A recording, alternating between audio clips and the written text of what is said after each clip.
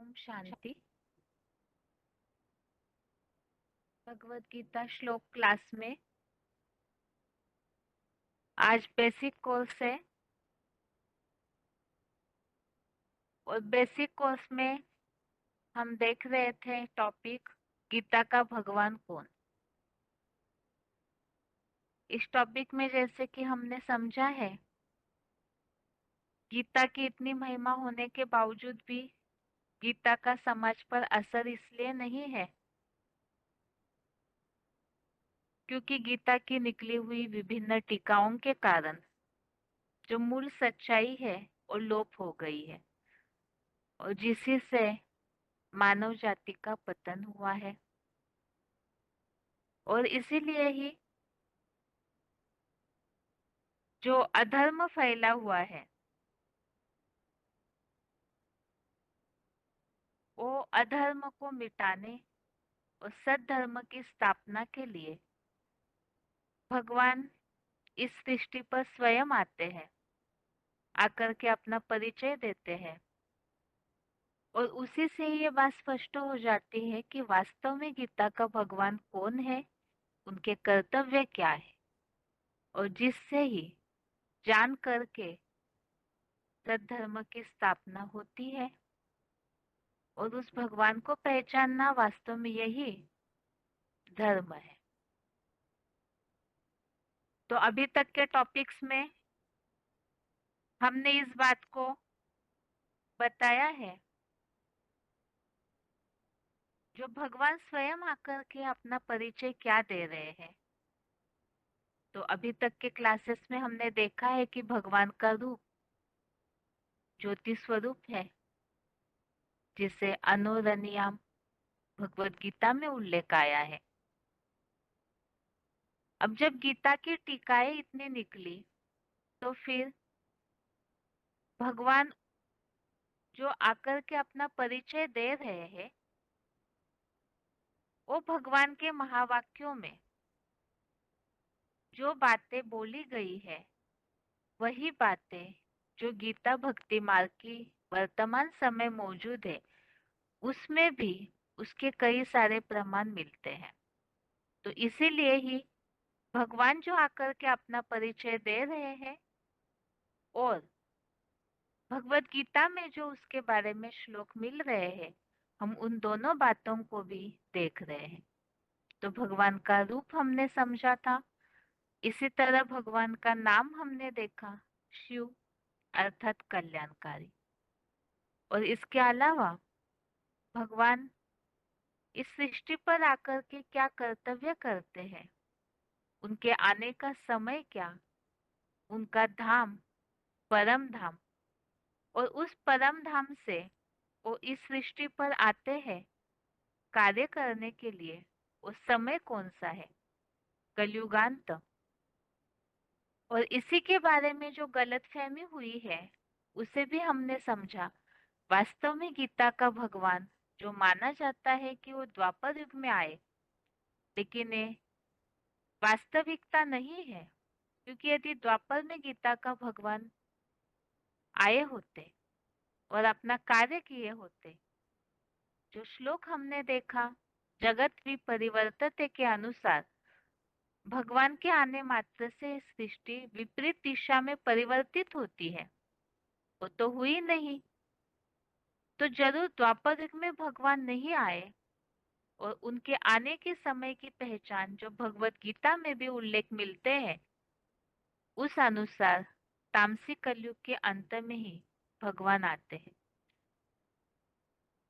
और उनके कर्तव्यों के बारे में कुछ श्लोक हमने पिछले हफ्ते देखे थे। आज और कुछ श्लोक देखते हैं जिसमें भगवान के कर्तव्यों का उल्लेख मिलता है। पहले तो है 9वें अध्याय का 18वां अध्याय 9 श्लोक नंबर 18। श्लोक है, गति भर्ता प्रभु साक्षी निवासः शरणं सुहृत् प्रभवः प्रलय स्थानम निधानम बीजम अव्ययम्। तो इस श्लोक में भी, जैसे पिछले हफ्ते भी हमने देखा, उद्गम और विनाशकर्ता, इसी तरह इस श्लोक में भी भगवान के कर्तव्यों का उल्लेख है।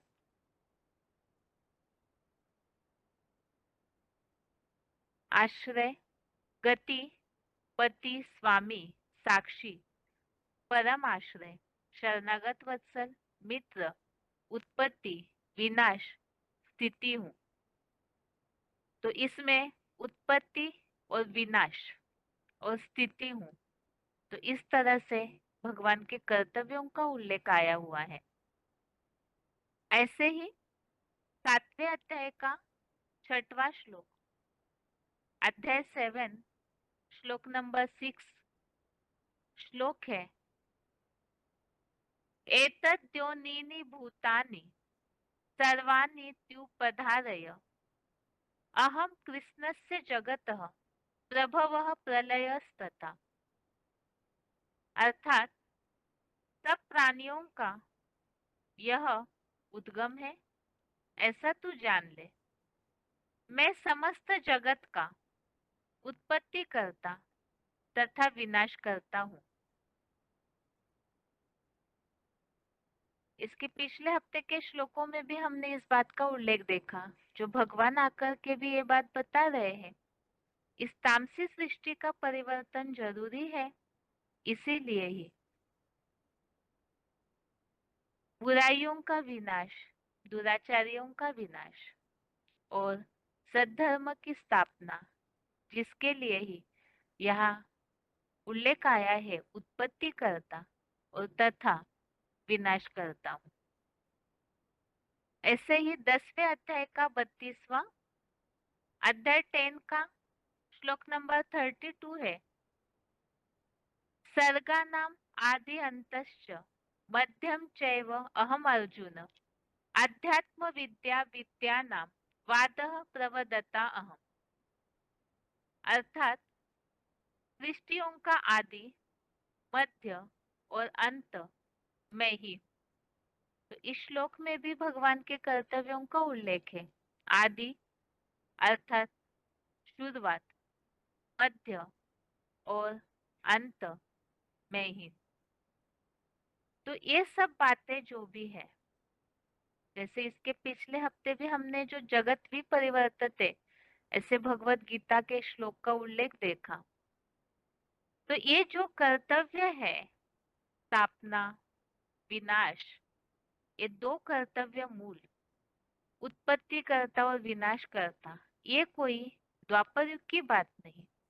क्योंकि अगर द्वापर युग में विनाश हुआ होता बुराइयों का महाभारत युद्ध के द्वारा, तो सद्धर्म की स्थापना अर्थात उत्पत्ति, उद्गम और नई दुनिया का, सद्धर्म का जो उल्लेख है, स्थापना का, शुरुआत का, वो दिखना चाहिए। लेकिन द्वापर युग के बाद सृष्टि चक्र के अनुसार कलयुग है, तो भगवान के जो कर्तव्य है वो द्वापर युग में नहीं, बल्कि कलयुग अंत में ये कर्तव्य करने के लिए भगवान स्वयं इस सृष्टि पर आकर अभी वो कर्तव्य कर रहे हैं। ऐसे ही 10वें अध्याय का 20वां, अध्याय 10 का श्लोक नंबर 20 है, अहम आत्मा गुडाकेश सर्वभूताशय स्थितः अहमादिश्च मध्यम च भूतानामंत एव च। अर्थात हे निद्राजित अर्जुन, मैं आत्मा सब प्राणियों के आधार द्वारा स्थित हूँ और प्राणियों की आदि, मध्य और अंतकर्ता मैं ही हूँ। तो यहाँ भी शुरुआत, आदि मैं ही हूँ अर्थात शुरुआत, मध्य और अंतकर्ता भी, जो कल्पांतकालीन महाविनाश में अंतकर्ता मैं ही हूँ। तो भगवान इस सृष्टि पर स्थापना, विनाश, पुरानी दुनिया की, पुरानी दुनिया का विनाश और नई दुनिया की स्थापना अर्थात सद्धर्म की स्थापना, अधर्मों का विनाश। ये दो मूल कर्तव्य भगवान और साथ में जो धर्म स्थापन होता है उनकी पालना करने के लिए ही भगवान इस सृष्टि पर अवतरित हुए हैं। तो वो जो कर्तव्य भगवान करते हैं, जैसे जितने भी श्लोक हमने भगवान के कर्तव्य के बारे में देखे हैं, उन सब श्लोकों में यही उल्लेख है, जैसे कि प्राणियों का आदि मध्य अंत मैं हूँ, सृष्टि का आदि मध्य अंत मैं हूँ, इस जगत का उत्पत्ति विनाश करता मैं हूँ। अब इस जगत में, इस संसार में जो कर्तव्य करने भगवान आते हैं, वो कर्तव्य मनुष्यों से जुड़े हुए हैं, अर्थात जिसे प्राणी कहा है भगवत गीता के शब्दों में। तो भगवान इस जगत में जो निवासी है, भौतिक जगत में, उनसे ही जुड़े हुए कर्तव्य करने अर्थात इस जगत का, इस सृष्टि का परिवर्तन करने के लिए भगवान इस सृष्टि पर आते हैं। तो ये तो हमने समझा सृष्टि का परिवर्तन, और सृष्टि में रह रहे हैं इस भौतिकता में मनुष्य। तो भगवान का परिचय तो हमने समझा कि वो तो निराकार है, जन्म मरण के चक्र में तो आते नहीं है, सदा शिव है। उनके नाम के समय ही हमने इस बात को समझा। जो भगवान आकर के इस बात को बता रहे हैं अभी, वो तो मनुष्यों के नाम शरीर पे पड़ते हैं, और भगवान का नाम जो परम पिता है सबके, उनका नाम तो गुण और कर्तव्यवाचक है, अर्थात उनकी आत्मा का नाम शिव है। तो जन्म मरण के चक्र में आते नहीं। तो ये सृष्टि का जो परिवर्तन का कार्य है, वो करेंगे कैसे? उसके लिए ही भगवान ने इस बात को भी बताया है कि उन्हें साकार में आना होता है। अब प्रश्न आता है कि भगवान को साकार में आना क्यों जरूरी है? क्योंकि भक्ति मार्गीय मान्यताओं के अनुसार भगवान तो सर्वशक्तिवान है, वो तो कुछ भी कर सकते हैं, ये वास्तविकता है। लेकिन जिनसे जुड़ा हुए उनका कर्तव्य है, तो वो मनुष्य प्राणी भौतिक जगत से कनेक्टेड है। इस बात का महत्व समझना हमें जरूरी है, जो भगवान बता रहे हैं कि उन्हें साकार में आना क्यों जरूरी है। मनुष्यों से जुड़े हुए कर्तव्य है, और ये मनुष्यों की हालत क्या है? मनुष्य आत्माएं जो है, आत्मा वो सुख दुख भोगने की आदि है। कैसे? जो बिंदी है आत्मा सूक्ष्म, वो सुख या दुख भोगती है? नहीं है, क्योंकि बिंदी कैसे सुख या दुख भोगेगी? तो मनुष्य आत्माएं जन्म मरण के चक्र में आने के लिए बंधी हुई है। आत्माएं देह धारण करती है, और देह के द्वारा ही सुख और दुख अर्थात सभी प्रकार की भौतिक चीजों का अनुभव करती है, भोगती है। अब इसमें मनुष्य आत्माएं जन्म मरण के चक्र में आते आते दैहिक सुख भोगते भोगते दुख सुख के इस खेल में आसक्त हो जाती है, और इसके कारण अपने आप को, जो उनका मूल स्वरूप है मनुष्यों का, मैं आत्मा हूँ, इस स्वरूप को ही और आत्मा के अस्तित्व को ही पूरी तरह से भूल जाते हैं। आज दुनिया में सबकी यही स्थिति है। परसेंटेजली कलयुगांत में मनुष्यों की स्थिति होती है कि वो भौतिकता में रमन करते हैं, और अपना जो मूल परिचय है उसे पूरी तरह से भूल जाते हैं, देहभानी बन जाते हैं। क्यों? क्योंकि सृष्टि चक्र के अनुसार, इस काल चक्र के अनुसार, जब से देह धारण करके देह के भान में आते हैं मनुष्य, तो देह में आसक्त होते होते अनेक जन्म अपना जीवन इसी तरह से बिताया है। तो वो दैहिक सुख लेने के आदी हो गए, देह में आसक्त होने के लिए वो बंधे हुए हैं, आसक्त हो चुके हैं। अब इसी के कारण ही इस सृष्टि का भी ये हाल है, क्योंकि सब मनुष्य देहभानी है।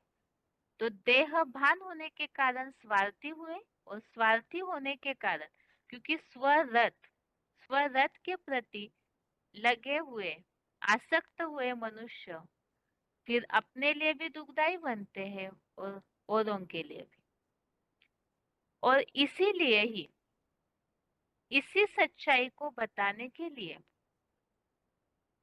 क्योंकि उन्हें दुख से निकालना है और अधर्म का विनाश करना है, क्योंकि इतने मनुष्य उसमें लिपट जाते हैं, तो इन सब से निकालने के लिए और वास्तविकता ज्ञात कराने के लिए भगवान को, अर्थात परमपिता शिव ज्योति को इस सृष्टि पर आना ही पड़ता है।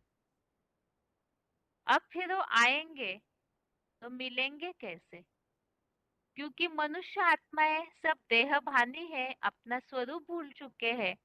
तो फिर परम पिता शिव जो निराकार है, ज्योति स्वरूप है, अव्यक्त है, इन आंखों से तो दिखने में नहीं आएंगे, जो भौतिक आंखें हैं।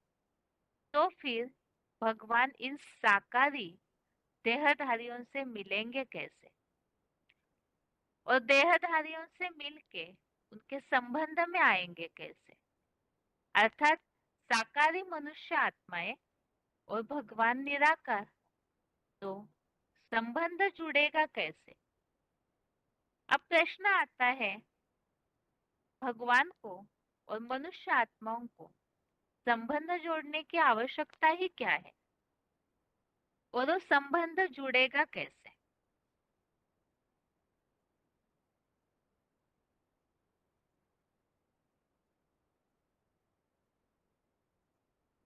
तो जरूरी है हमें समझना संबंध जोड़ने से क्या होगा। उसके पहले संबंध अर्थात क्या? संबंध का अर्थ ही है संपूर्ण और समान बंधन। तो आत्मा और परम पिता को समान रूप से बंधना पड़े, क्योंकि भगवान से जब हम संबंध जोड़ेंगे तभी ही प्राप्ति कर सकते हैं। जब तक उन्हें पहचानेंगे नहीं, संबंध जोड़ेंगे नहीं, तब तक परम पिता जो अतः प्राप्ति कराने वाले हैं, उनसे प्राप्ति कैसे कर पाएंगे? और इसीलिए ही भगवान से मिलन मनाने के लिए, उनसे कनेक्शन जोड़ने के लिए समान रूप से बनना पड़े। लेकिन देखा जाए तो दुनिया में भी संपूर्ण और समान बंधन के लिए एक जैसी जोड़ी होनी चाहिए। अब चींटी और हाथी दोनों कैसे मिल सकते हैं? चींटी तो बहुत छोटी होती है और हाथी बहुत विशालकाय। इसी तरह से आत्माएं जो देह में आसक्त हुई है, वो तो बड़ी है, और परमपिता शिव वो तो निराकार और अव्यक्त है। और मनुष्य आत्माएं ऐसे अव्यक्त परम पिता से मिल नहीं सकते। तो फिर मनुष्य आत्माओं को जरूर भगवान की तरह बनना पड़ेगा, अर्थात समान रूप से बंधना है। तो भगवान जिस तरह से निराकार अव्यक्त ज्योति स्वरूप है, तो मनुष्य आत्माओं को भी वैसे बनना पड़े, तभी वो भगवान से मिलन मना सकते हैं, संबंध जोड़ के प्राप्ति कर सकते हैं। लेकिन अभी तक जैसे हमने समझा कि वो तो अपने स्वरूप को ही भूल चुके हैं, तो फिर ऐसी देह में आसक्त हुई आत्माएं जो भौतिकता में लिपट करके इतने उलझे हुए हैं, वो स्वयं अव्यक्त इस तरह से बन नहीं सकते। तो इसीलिए फिर भगवान को अर्थात परमपिता शिव को साकार में आना पड़ता है और वो अव्यक्त ज्योति बिंदु शिव व्यक्त मूर्ति अर्थात अव्यक्त अर्थात जो आंखों से दिखाई नहीं देते वो परमपिता शिव को व्यक्त मूर्ति अर्थात साकार में मुकर्रर रूप से आना पड़ता है ताकि हम मनुष्य आत्माएं उनसे संबंध जोड़ सके।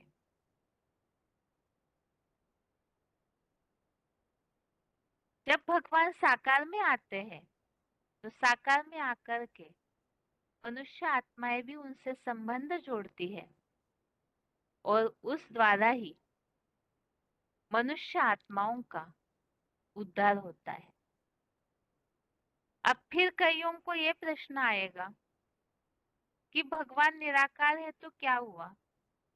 मनुष्य आज कलयुगी दुनिया में भौतिकता में जैसे विज्ञान की प्रगति के कारण तो बहुत तेज बुद्धि वाले हो गए, तो कई ये सोचेंगे कि हम डायरेक्ट परमपिता के निराकार स्वरूप को भी तो याद कर सकते हैं, क्यों नहीं याद कर सकते?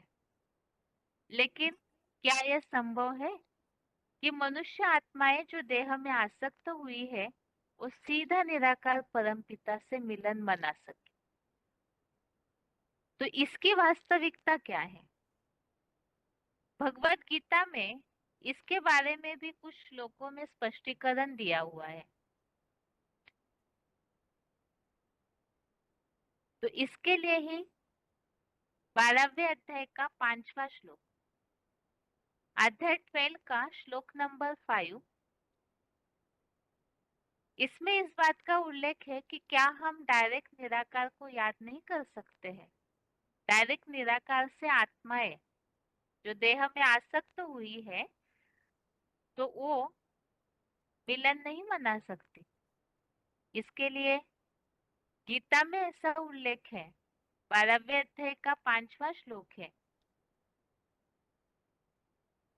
क्लेशो अधिकतर तेषाम अव्यक्तासक्त चेतसाम अव्यक्ता ही गतिर दुखम देहवद्धि अवाप्यते। अर्थात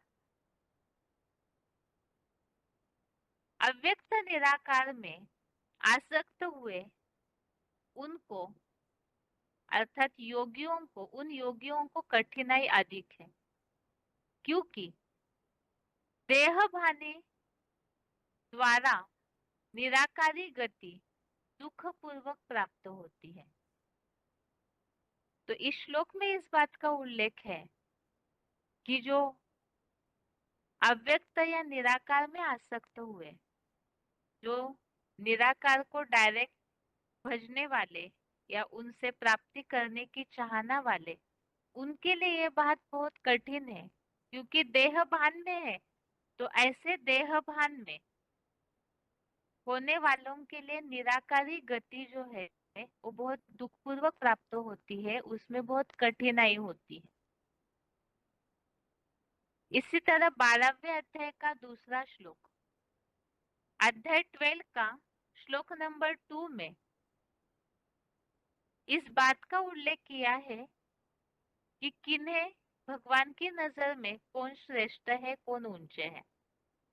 12वें अध्याय का दूसरा अध्याय 12 का श्लोक नंबर 2 है,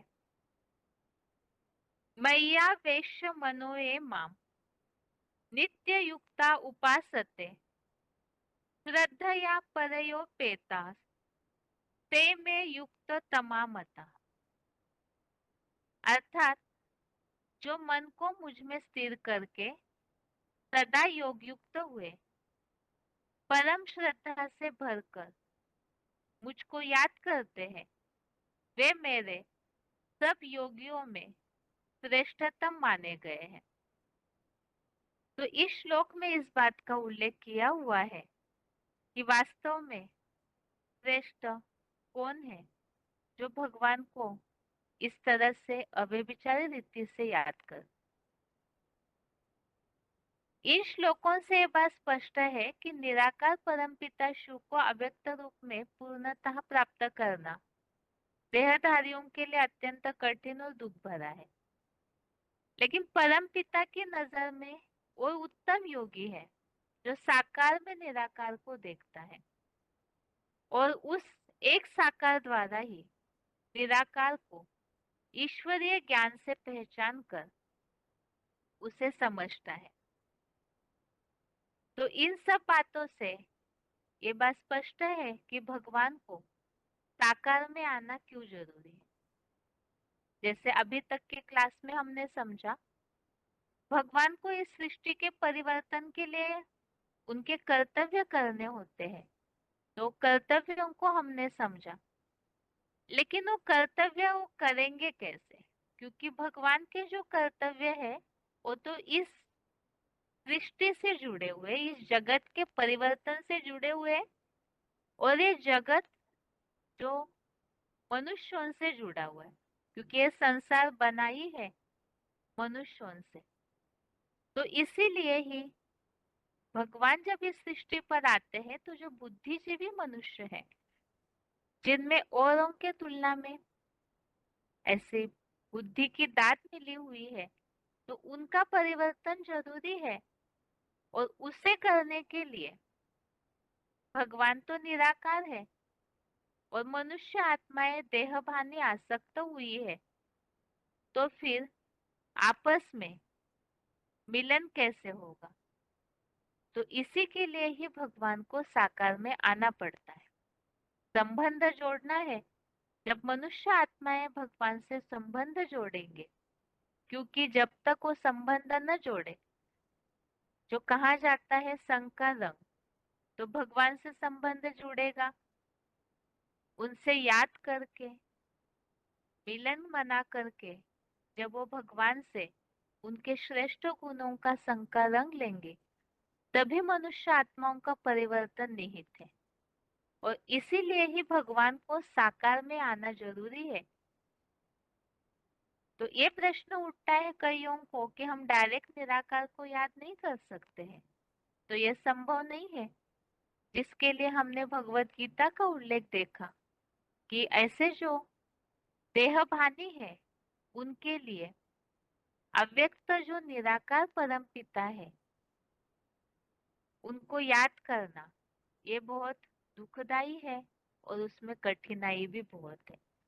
और भगवान की नजर में तो वही उत्तम है जो साकार में निराकार को देखते हैं, जिसके लिए ये 12वें अध्याय का दूसरे श्लोक में हमने उल्लेख देखा।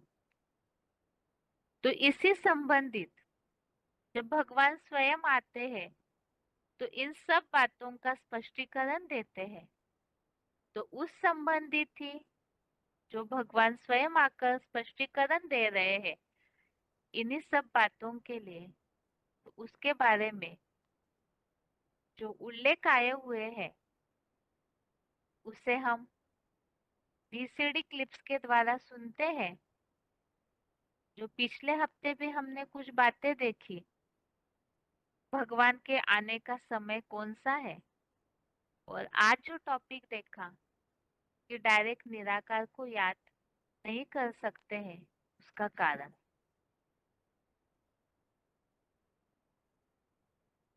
पहला है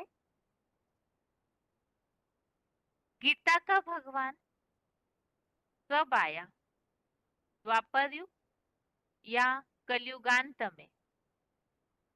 VCD number 940, VCD number 940 8 minute 8 minutes के बाद से दिया हुआ पॉइंट है।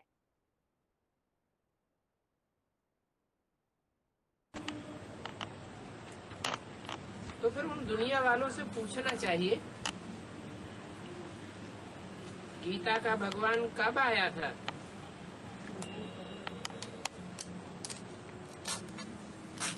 तो दुनिया वाले क्या कहेंगे, कब आया था? द्वापर युग में आया था। अब द्वापर युग में भगवान आया था तो क्या पापी कलयुग की स्थापना करने आया? भगवान आवेगा तो पापी कलयुग की स्थापना करेगा या पुण्यात्माओं की दुनिया स्थापन करेगा? नहीं तो भगवान के आने का फायदा ही क्या हुआ जब पाप की दुनिया और बढ़ गई? तो उनको जवाब देना पड़े।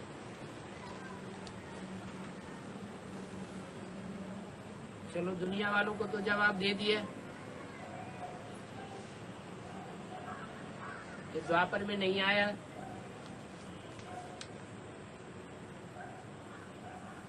पापी कलयुग की स्थापना नहीं की होगी। फिर प्रश्न उठता है कब आया?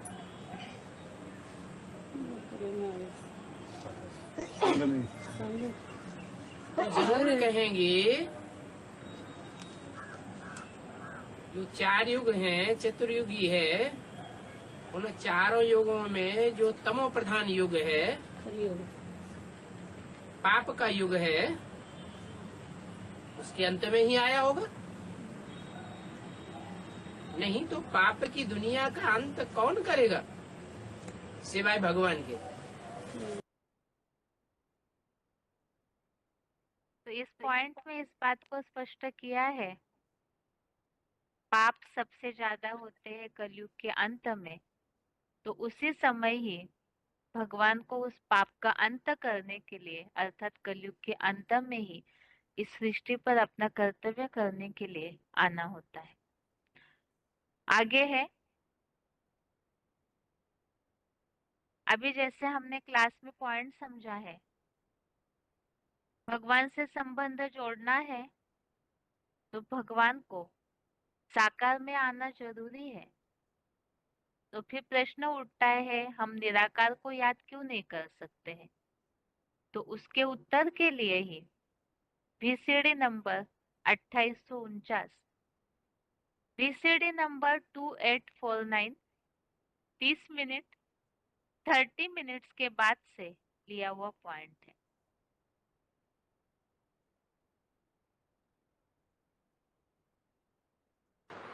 देहधारियों को मेहनत करनी पड़ती है क्योंकि आत्मा अव्यक्त है और शरीर व्यक्त है, देखने में आता है।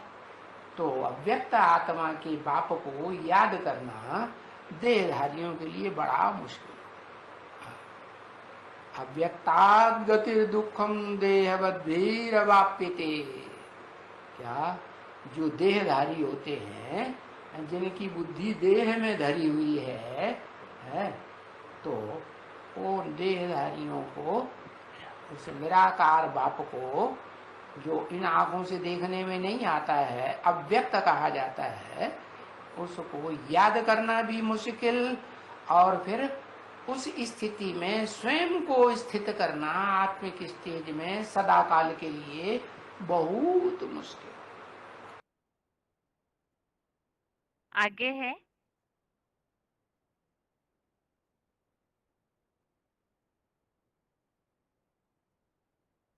इसी टॉपिक के लिए क्या हम निराकार को याद नहीं कर सकते हैं? VCD number 2563, VCD number 2563 43 minute 43 minutes के बाद से लिया हुआ पॉइंट। वो निराकार ज्योति बिंदु के साथ ही योग लगाते हैं, अव्यक्त के साथ, जो इन आंखों से व्यक्त नहीं होता, देखने में नहीं आता। अव्यक्त आसक्त चेतसाम, ऐसे गीता में लिखा है। उनको कठिनाई ज्यादा होती है। किनको? जो बिंदु को याद करने में पुरुषार्थ करते हैं याद का, उनको बहुत कठिनाई होती है। तो उस कठिनाई में जो इसमें लिखा हुआ है जैनियों के ग्रंथों में, कि जैनियों के ग्रंथों में 6 आर्य दिखाए गए षष्ठी के। जैसे हिंदुओं में 4 युग दिखाते हैं ना, 4 सीन ड्रामा के, ऐसे उनके 6 सीन दिखाए। उन 6 सीन में जो 5वें नंबर का आ रहा है, उसमें सनत कुमार को दिखाते हैं कि वो बहुत दुखी होता है। उससे जास्ती दुखी षष्ठी रूपी रंगमंच पर कोई होता नहीं। तो ऐसे दिखाया है। वास्तव में है इस समय की बात, जो सबसे जास्ती दुखी होगा वो सबसे जास्ती सुखी भी होगा। दुखी होने का कारण है कि वो ईश्वर की याद हो। अव्वल नंबर जो जाएगा याद में, वो ऊंच पद पाएगा, ऊंचा योगी कहा जाएगा। तो ऊंच पद पाने वाला क्षिप्र गति वाला भी बताया है। क्या क्षिप्रम भवति धर्मात्मा, ये खासियत है। कठिनाई तो बहुत होती है, लेकिन औरों के मुकाबले जल्दी वो टारगेट पर पहुंच जाता है। तो इस तरह से आज का टॉपिक हमने समझा है कि निराकार को याद करना देहधारियों के लिए अत्यंत कठिन है, और इसीलिए ही मनुष्य आत्माओं के उद्धार के लिए भगवान इस सृष्टि पर जब आते हैं तो साकार में आते हैं, ताकि मनुष्य आत्माएं उनसे संबंध जोड़ सके, मिलन मना सके, और उसके द्वारा ही उनका उद्धार। अगले हफ्ते के क्लास में देखेंगे भगवान साकार में आते हैं तो किस तरह, किस रूप में और किस तरह वो अपना कर्तव्य करते हैं। अभी आगे है सृष्टि चक्र के चित्र की रिवीजन। पिछले हफ्ते के क्लास में हमने द्वापर युग के बारे में समझा था, और आज के रिवीजन के क्लास में हम देखते हैं कलयुग के बारे में। जिस तरह से द्वापर युग 1250 वर्ष का है, इसी तरह से कलयुग भी 1250 वर्ष का है। और इसके बारे में तो हमने पहले भी समझा। 5000 वर्ष के ड्रामा में भगवान आकर के स्वयं इस बात को बता रहे हैं कि ये 4 युगों का कालचक्र है और समान भागों में बटा हुआ है, और इसमें से कलयुग ये चौथी अवस्था है। इस काल चक्र की, सृष्टि चक्र में से ये चौथा युग है, और जिस समय आते आते पूरी तरह से तमो प्रधानता आ जाती है इस सृष्टि में, क्योंकि जन्म मरण के चक्र में आते आते मनुष्य आत्माएं पूरी तरह से तामसी बन चुकी है। तो ऐसी तमो प्रधान अवस्था का जो रिजल्ट है, जो नजारा है, वो इस प्रकार होता है जैसे द्वापर युग में इस्लामी, बौद्धिक, क्रिश्चियन ये धर्म कुछ समयांतर में स्थापित होते गए, क्योंकि जब त्रेता युग से देवताएं नीचे उतरे, द्वापर युग आया, तो उस समय देहभान भी आया, विकारी बनते गए, दुखी होते गए, भक्ति की शुरुआत की। लेकिन सृष्टि जिस तरह उस समय के तुलना में थमनी चाहिए वो नहीं थम पाई। अब द्वापर युग में तो त्रेता या सतयुग जैसी अवस्था तो नहीं आएगी। तो इसके लिए ही उस समय की सृष्टि की जो हालत थी, रजो प्रधान था, उसके कारण अलग अलग धर्म पिताओं ने आकर इस सृष्टि रूपी मकान को मरम्मत करने का प्रयास किया। वो तो हुआ नहीं, जिस तरह से परिवर्तन होना चाहिए वो नहीं हुआ, और सृष्टि दिन प्रतिदिन नीचे गिरते गई, क्योंकि मनुष्य आत्माएं और ही देहभान में आते जाते हैं।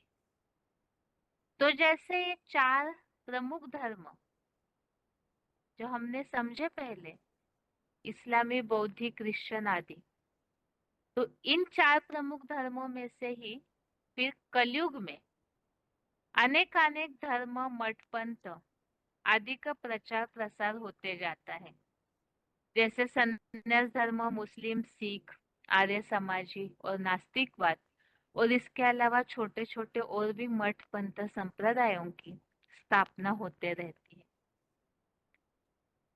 ये धर्म अलग अलग स्थापन हुए, उनके मत मतांतर अलग अलग होते गए। कलयुग में आते आते जो सतयुग में देवी देवता धर्म था, आदि सनातन देवी देवता धर्म, वो फिर नीचे उतरते गए। द्वापर में पहुंचे तो भक्ति आदि शुरू की, और वही देवता धर्म वाले जो हिंदू धर्म कहलाते हैं, उनके तमो प्रधान अवस्था हो जाती है। और ऐसे जो मनुष्य सृष्टि की हालत है तमो प्रधानता, जिसमें अज्ञान अंधकार फैलने लगता है, तो उसका वर्णन ही सृष्टि की जो भी हालत है उसका वर्णन भगवत गीता में भी उल्लेखित है। 14वें अध्याय का 8वां श्लोक, अध्याय 14 का श्लोक नंबर 8 है। श्लोक है, तमस्त्व अज्ञान जम विद्धि मोहनम सर्वदेहिनां प्रमादालस्य निद्राभि तन्निबध्नाति भारत। अर्थात,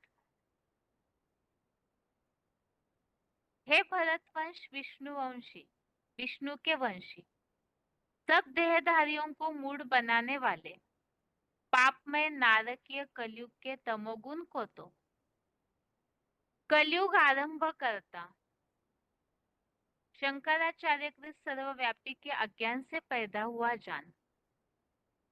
वह तमोगुण अविनाशी ड्रामा अनुसार राक्षसी कलयुग में दीर्घ सूत्री भाव से लापरवाही, आलस्य और निद्रा द्वारा अति भोगी बनी आत्मा को निशेष रूप से रो रो नरक में बांध देता है।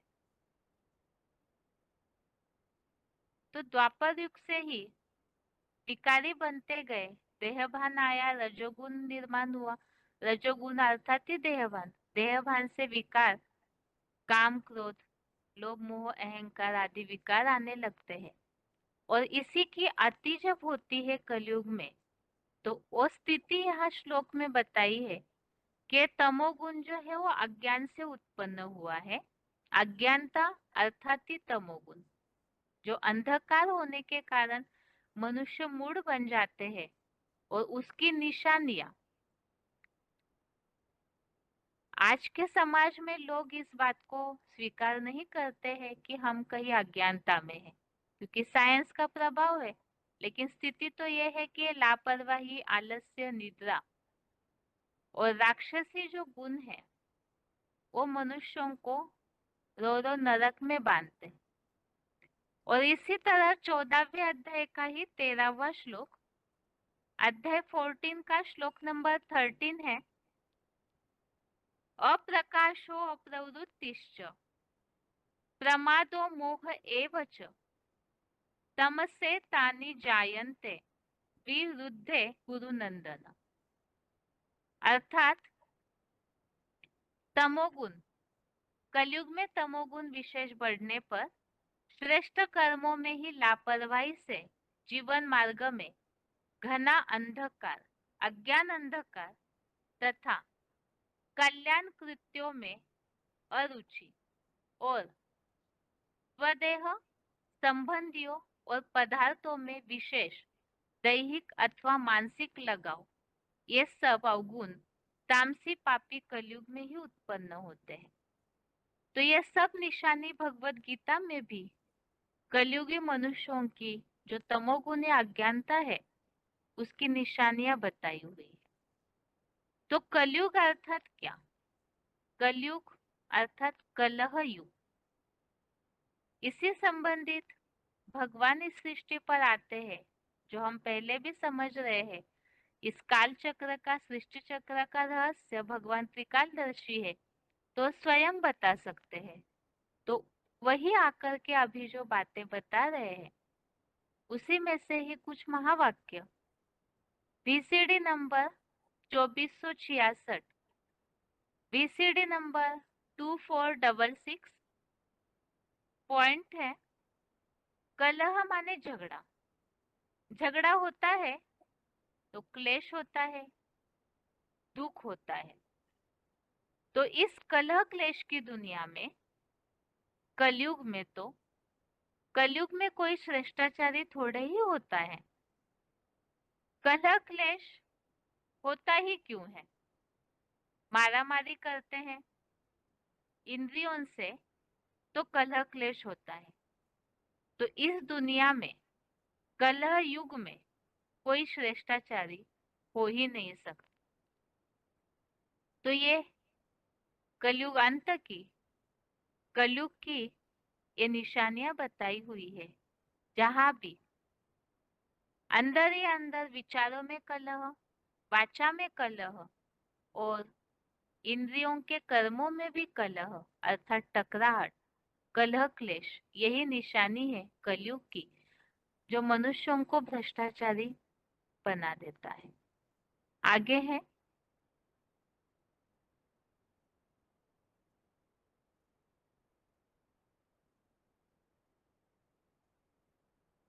जैसे कि और युगों से हम देखते आए, सतयुग त्रेता युग से नीचे उतरते उतरते अवस्थाएं बदलती है। इसी तरह से हर धर्म की आत्मा भी जब सृष्टि पर आती है तो जन्म से लेकर के कलयुग अंत तक सतो प्रधान, सतो सामान्य, रजो तमो इन अवस्थाओं से गुजरती है। और ऐसे गुजरते गुजरते कलयुग अंत में सृष्टि की सभी आत्माएं ही धर्म भ्रष्ट और कर्म भ्रष्ट बन जाती है। तो उसका परिणाम कलयुग अंत में आते आते कोई भी कलाएं नहीं बचती हैं। जैसे अभी तक के युगों का हमने देखा, सतयुग में जैसे 16 कलाएं हैं, वैसे त्रेता युग में 14, द्वापर में 8। तो कलयुग अंत आते आते आते अज्ञान के कारण कुछ बचता ही नहीं। इसी बात का वर्णन भगवान के महावाक्यों में भी है।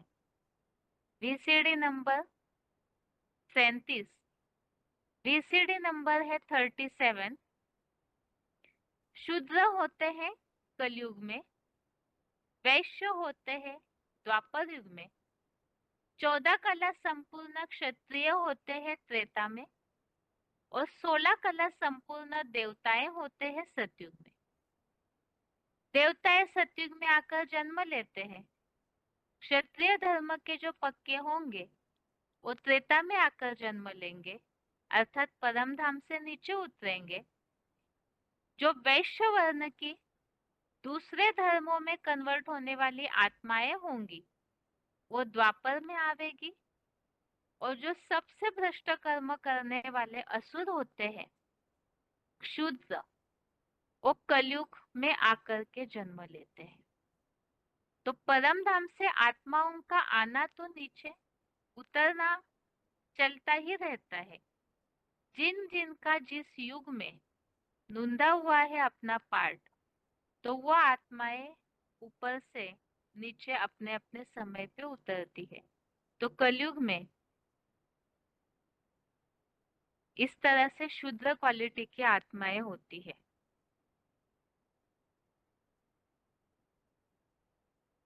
इसी तरह से कलयुग में इसके कारण बिल्कुल ही जीरो कलाएं रह जाती है,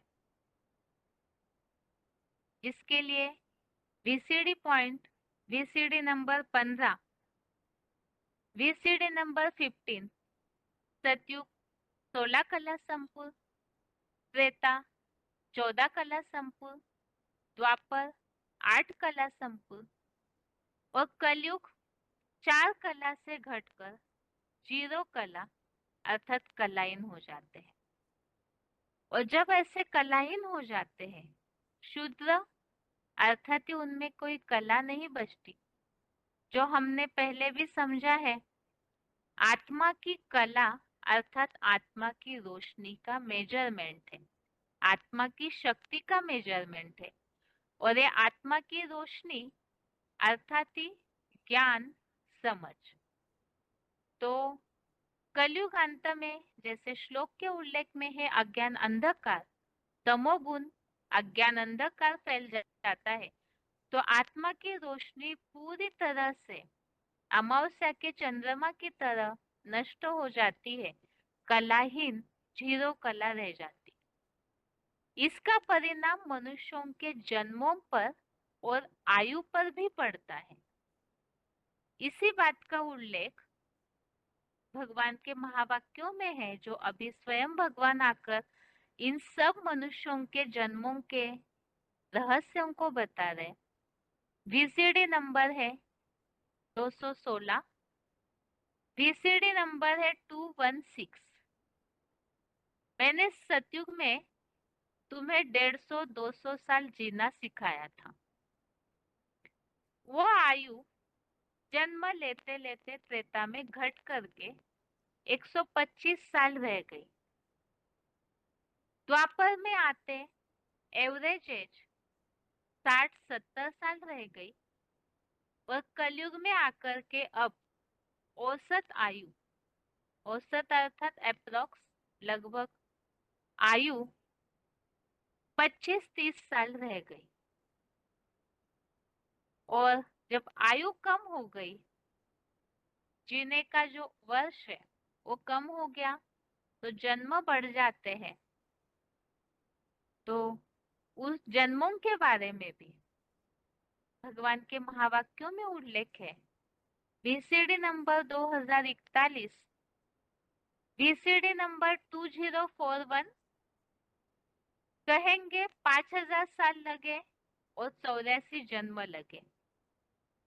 अब 84 जन्म कैसे कैसे लगे वो बाप ने अच्छी तरह से तुमको समझा दिया है। सतयुग में 8 जन्म, त्रेता में 12 जन्म, द्वापर में 21 जन्म और कलयुग में 42 जन्म लेंगे। तो इस तरह से चारों युगों के मिलकर के ये जन्मों का 84 का चक्र, जो मनुष्य आत्माओं की गलतफहमी भी इसमें स्पष्ट हो जाती है, दूर हो जाती है कि वास्तव में मनुष्य आत्माएं 84 लाख योनियां नहीं, बल्कि केवल 84 जन्म ही लेते हैं। आगे है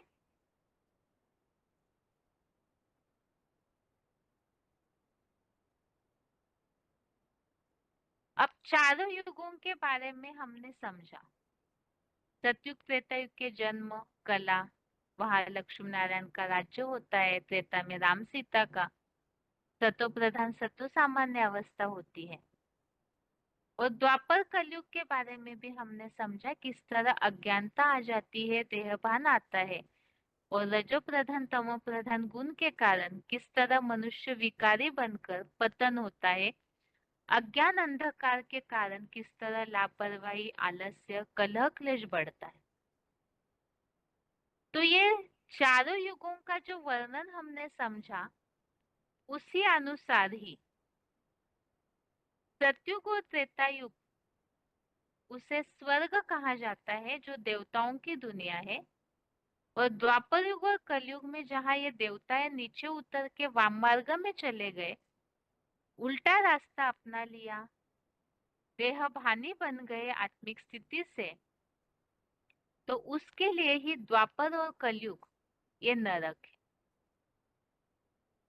मनुष्य तो ये समझते हैं कि स्वर्ग कोई ऊपर होगा और नरक नीचे पाताल में कहीं जमीन के नीचे है, धरनी के अंदर। वैसे नहीं है, बल्कि इसी सृष्टि पर स्वर्ग और नरक दोनों है। मनुष्य अपने गुणों से ऊपर उठते हैं तो स्वर्ग है, देवता कहलाते हैं, और नीचे गिरते हैं, पांचों विकारों से ग्रसित होते हैं, तो वो द्वापर और कलयुग की सृष्टि ही नरक कही जाती है। जो कि नरक में जो असुर या राक्षसों का वास है कहते हैं, तो मनुष्य ही वास्तव में राक्षसी जैसे, असुरों जैसे हिंसाचारी, तामसी बन जाते हैं। इसी के बारे में ये जो सृष्टि चक्र को दो भाग स्पष्ट नजर आते हैं, एक तो है देवताई राज्य और एक है असुरों का राज्य। उसी के बारे में ही भगवान ने भी इन बातों को समझाया है। वीसीडी नंबर 37, वीसीडी नंबर है 37, सतयुग त्रेता है स्वर्ग, द्वापर कलयुग है नर्क। VCD number 3596, VCD number 3596। आधा समय सुखधाम, आधा समय दुखधाम, आधा समय राम राज्य और आधा समय रावण राज्य। तो यहाँ भी सतयुग त्रेतायुग है सुखधाम, द्वापर कलयुग से देहभान के कारण दुख बढ़ता है, वो है दुखधाम। सतयुग त्रेतायुग है राम राज्य, जो मर्यादाओं का राज्य है, और द्वापर कलयुग है रावण राज्य, जहां से धर्म पिताए आकर, जितने जितने धर्म आए उतने पिताए आए, उनके उतने मत मतांतर बढ़े, अनेक मतों का अनेक मुखों से जो भी स्थापन हुआ राज्य है वो रावण राज्य हो जाता है द्वापर कलयुग। तो ये जो द्वापर कलयुग में मनुष्य राक्षस बनते हैं उसके बारे में ही वीसीडी नंबर 201, वीसीडी नंबर 201। तुम असुर देवी देवता धर्म, सनातन धर्म के थे, अब नहीं हो। अब क्यों नहीं हो? क्योंकि दूसरे दूसरे धर्मों के संग के रंग में आकर के तुम नीचे गिर गए। देवता से क्या बन गए? द्वापर में मनुष्य, और मनुष्य से नीचे गिरकर असुर राक्षस बन गए। तो ये जो देवी देवता धर्म की आत्माएं हैं वो द्वापर युग में आकर के मनुष्य बन जाती है, क्योंकि अपनी आत्मिक स्थिति भूल गए, देहभान में आए। और कलयुग आते आते ये मनुष्य अपनी विकारी भावनाएं और अज्ञानता के अंधकार के कारण राक्षस बन जाते हैं। अब ये राक्षस बन गए, मनुष्य ही ऐसे नीचे गिरे, तो वो जो कर्म करते हैं उन कर्मों को क्या कहा गया है उसके बारे में VCD number 347, VCD number 347 point है, मनुष्य जो कुछ पढ़ाते हैं, जो भी सिखाते हैं, उससे दुनिया नरक बनती है। नर से क्या बनती है? नरक। माना नर करने वाला है नरक, नरक अर्थ ही ऐसा है।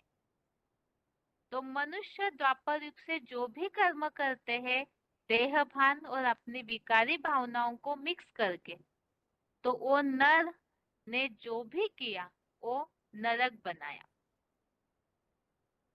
तो इस तरह से ये देवताएं ही कलयुग अंत आते आते मनुष्य से, द्वापर में मनुष्य और कलयुग में आकर असुर या राक्षस बनते हैं। इसे ही क्या कहा गया है?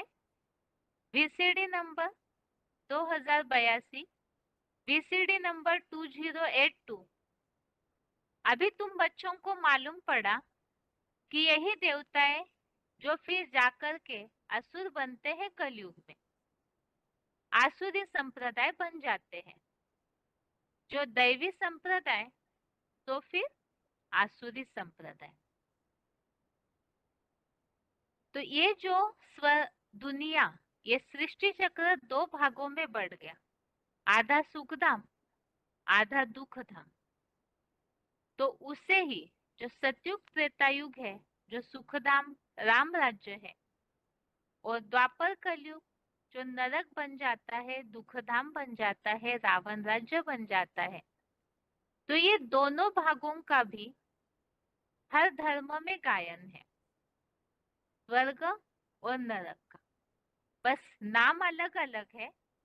तो उसके बारे में पॉइंट है VCD number 546, VCD number 546। Point है स्वर्ग का गायन हर प्रकार की जाति के मनुष्यों में गायन होता है। हिंदू लोग कहते हैं वैकुंठ, इस्लामी और क्रिश्चियन लोग कहते हैं जन्नत, क्रिश्चियन लोग कहते हैं पैराडाइज। उनके शास्त्रों में कितना गायन है पैराडाइज का। सब पसंद करते हैं कि हम पैराडाइज में रहें। तो स्वर्ग के बारे में हिंदू लोग जिसे स्वर्ग या वैकुंठ कहते हैं, इस्लामिक जिसे जन्नत कहते हैं, बहिष्ठ कहते हैं, और क्रिश्चियंस लोग जिसे पैराडाइज कहते हैं, कोई तो गार्डन ऑफ अल्लाह भी कहते हैं। तो स्वर्ग के बारे में इस तरह से सब धर्म वालों में मान्यता है। और द्वापर कलयुगी सृष्टि जो दुखधाम रावण राज्य नर्क कहलाती है, उसी पुरानी दुनिया को भी सभी मानते हैं, जिसके लिए ही बीसीडी नंबर 1097, बीसीडी नंबर 1097 इस पुरानी दुनिया को कहा जाता है दोजक, नरक, हेल। तो ये नरक बना क्यों, इसका कारण क्या है? इसका कारण बताया है बीसीडी नंबर 1370, बीसीडी नंबर 1370। सतयुग में तुम जन्म बाय जन्म आत्मा बन करके रहते हो। त्रेता में भी अपन को आत्मा समझते हो, तो आधा कल्प तुम आत्मा अभिमानी रहते हो और आधा कल्प देह भान में आते हो। तो ये सुख और दुख का खेल है, आधा समय सुख और आधा समय दुख।